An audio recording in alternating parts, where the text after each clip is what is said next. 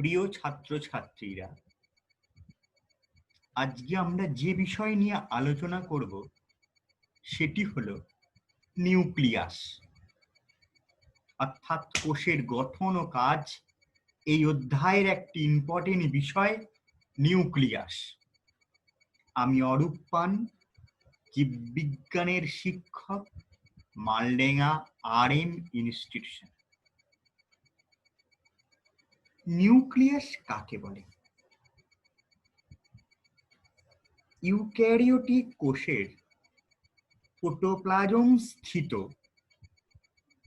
দ্বি-একক পর্দাবেষ্টিত সবচেয়ে ঘন গোলাকার কোষীয় উপাংশ, যা ক্রোমোজোম যুক্ত, যা কোষের যাবতীয় ক্রিয়া নিয়ন্ত্রণ করে, যাকে কোষের মস্তিষ্ক বলে। সেই অংশকে, সেই কোষ অঙ্গাণুকে আমরা নিউক্লিয়াস বলব।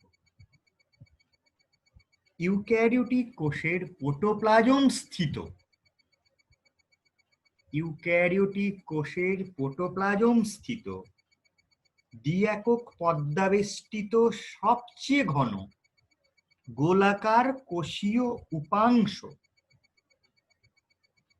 যা ক্রোমোজোম যুক্ত, যা কোষের যাবতীয় ক্রিয়া নিয়ন্ত্রণ করে, যাকে কোষের মস্তিষ্ক বলে, সেই কোষীয় অঙ্গাণুকে নিউক্লিয়াস বলা হয়। আমরা যদি নিউক্লিয়াসের পরাণু গঠন দেখি, তাহলে মূলত 4টে অংশ দেখতে পাবো।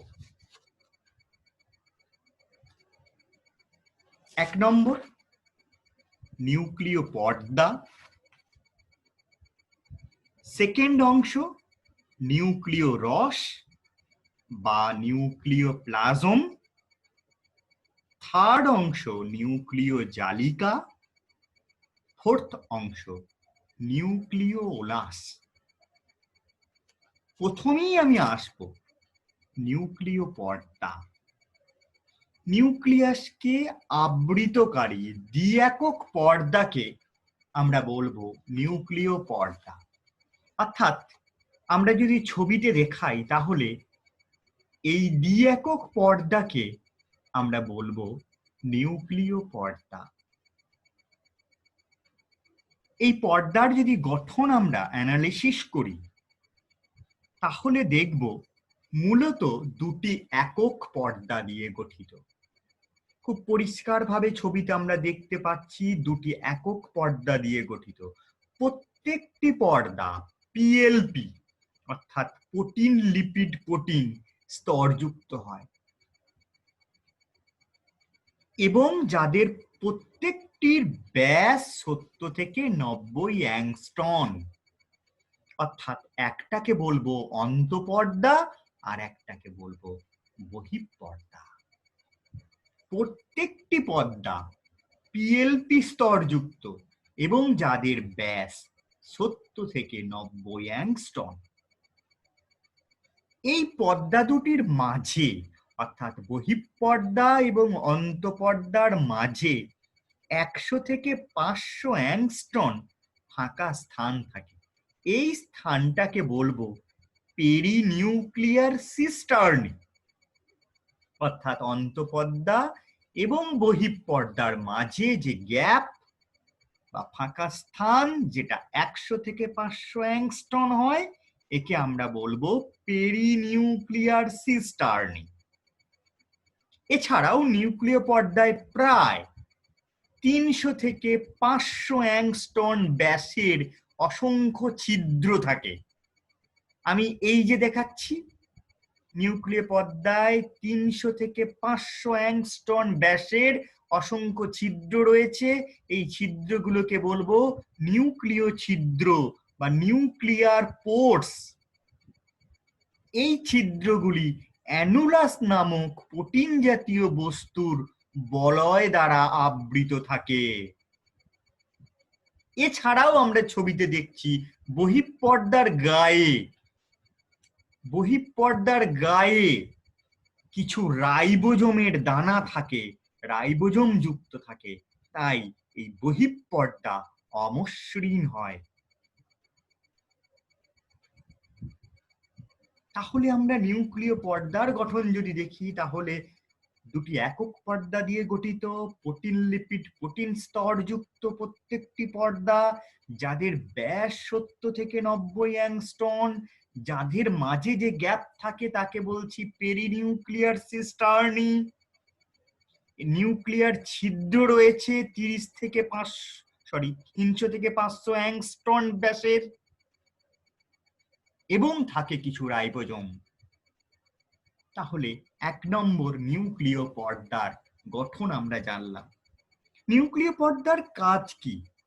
নিউক্লিয়াসের আকৃতি প্রদান করে, নিউক্লিয়াসের ভিতরের বস্তু সমূহের সুরক্ষা করে, নিউক্লিওপ্লাজম ও সাইটোপ্লাজমের মধ্যে বস্তুর বিনিময় ঘটায়। নেক্সট আসবো নিউক্লিয়াসের দ্বিতীয় অংশ, নিউক্লিয় রস বা নিউক্লিওপ্লাজম।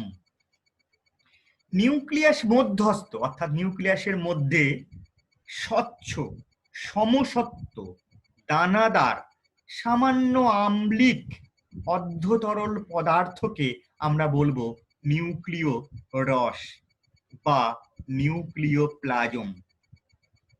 এই অংশে বিভিন্ন রাসায়নিক উপাদানে সমৃদ্ধ, বিশেষ করে নিউক্লিক অ্যাসিড, ডিএনএ এবং আরএনএ, বিভিন্ন প্রোটিন, হিস্টোন, ফসফোপ্রোটিন, বিভিন্ন উৎসেচক যেমন ডিএনএ ও আরএনএ পলিমারেজ, এছাড়া কিছু খনিজ পদার্থ যেমন সোডিয়াম, পটাশিয়াম, ম্যাগনেসিয়াম এবং কিছু কোএনজাইম ও এটিপি থাকে।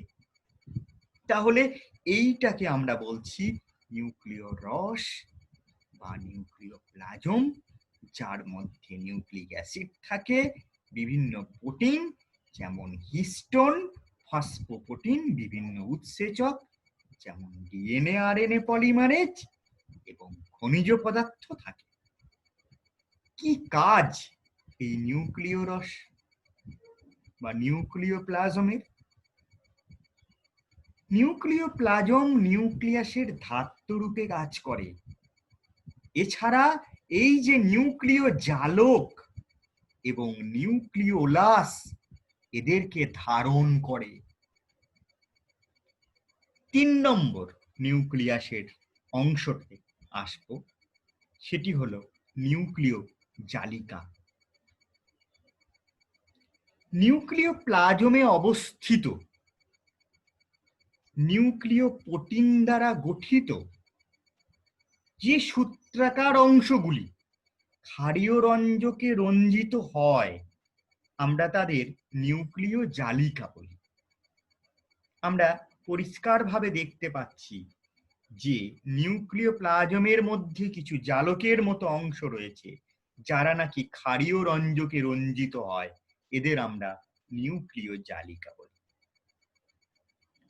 নিউক্লিওপ্লাজমে এই সুতোর মতো অংশগুলোকে আমরা ক্রোমাটিন সূত্র বলি।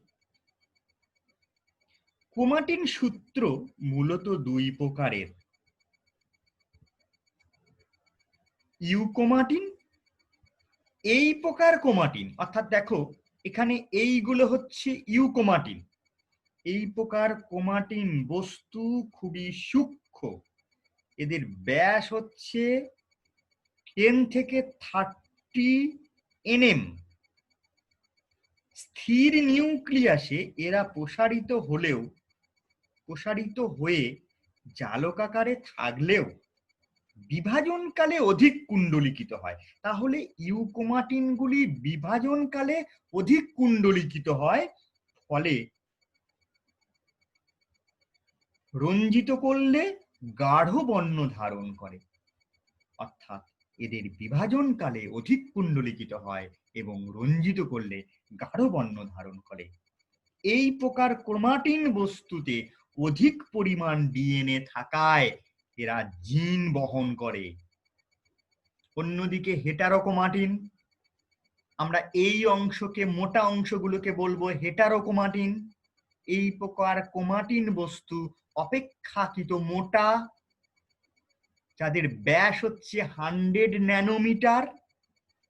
এরা স্থির নিউক্লিয়াসে কুণ্ডলিকিত অবস্থায় থাকে, অর্থাৎ বিভাজনকালে নয়, স্থির নিউক্লিয়াসে এরা কুণ্ডলিকিত অবস্থায় থাকে এবং গাঢ় রঞ্জকে রঞ্জিত হয়। এরা স্থির নিউক্লিয়াসে গাঢ় রঞ্জকে রঞ্জিত হয়, তাকে আমরা বলবো হেটারোক্রোমাটিন। এই অংশে ডিএনএ এর পরিমাণ কম থাকায় জিন ধারণ করে না। আমরা নিউক্লিওলাসের গঠনের ফোর্থ অংশ অর্থাৎ নিউক্লিওলাস, এই অংশটা আসব। নিউক্লিয়াস মধ্যস্থ ঘন গোলাকার ক্ষুদ্র গাঢ় বর্ণ ধারণকারী যে অংশ আম্লিক রঞ্জকে রঞ্জিত হয়, আমরা তাকে নিউক্লিওলাস বলবো। তাহলে ক্রোমাটিন জালিকা বা নিউক্লিয় জালিকা কিন্তু ক্ষারীয় রঞ্জকে রঞ্জিত হয়, whereas নিউক্লিওলাস কিন্তু আম্লিক রঞ্জকে রঞ্জিত হয়। এবং নিউক্লিয়াস মধ্যস্থ সব থেকে ঘন গোলাকার ক্ষুদ্র গাঢ় বর্ণ ধারণকারী আম্লিক রঞ্জকে রঞ্জিত হয়, তাকে আমরা বলবো নিউক্লিওলাস। এই নিউক্লিওলাসের যদি আমরা বিভিন্ন অংশগুলো দেখি, তাহলে মূলত এর 4টে অংশ দেখতে পাই। প্রথমেই হচ্ছে অ্যামরফাস রিজন বা অনিয়তকার অঞ্চল।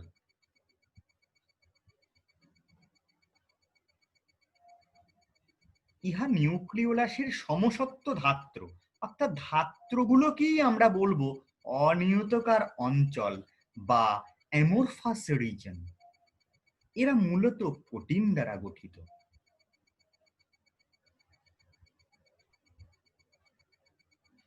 2 নম্বর অংশ আমরা বলবো গ্র্যানুলার রিজন বা দানাদার অঞ্চল।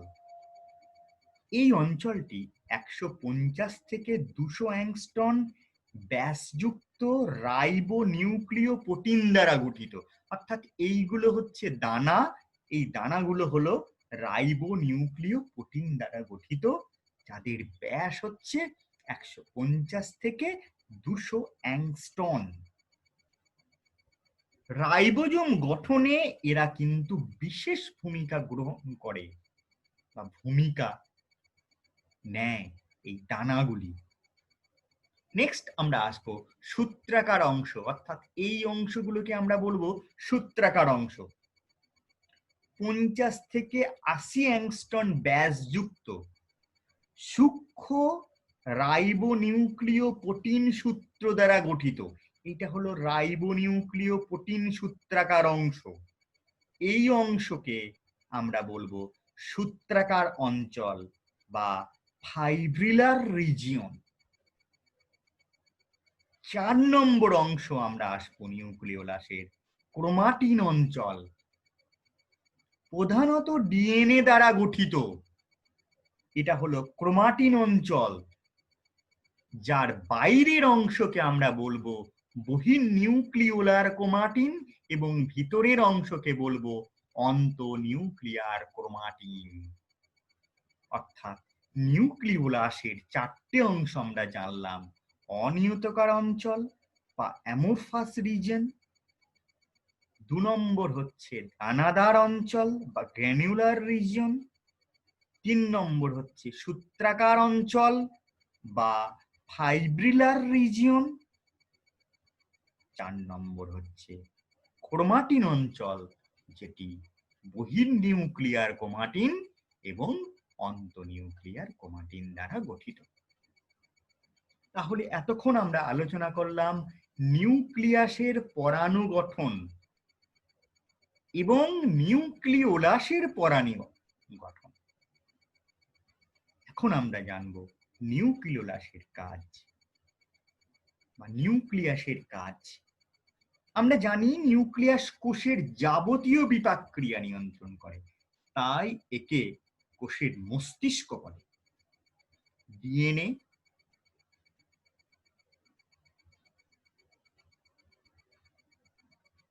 এর মূল উপাদান। এছাড়া আরএনএ, রাইবোজোম, প্রোটিন সংশ্লেষে সাহায্য করে। এছাড়া জীবের বংশগত বৈশিষ্ট্যাবলীকে এক বংশ থেকে পরবর্তী বংশে বহন করে জিনের মাধ্যমে। তাহলে আজকে আমরা মূলত নিউক্লিয়াসের পরাণু গঠন এই অংশটি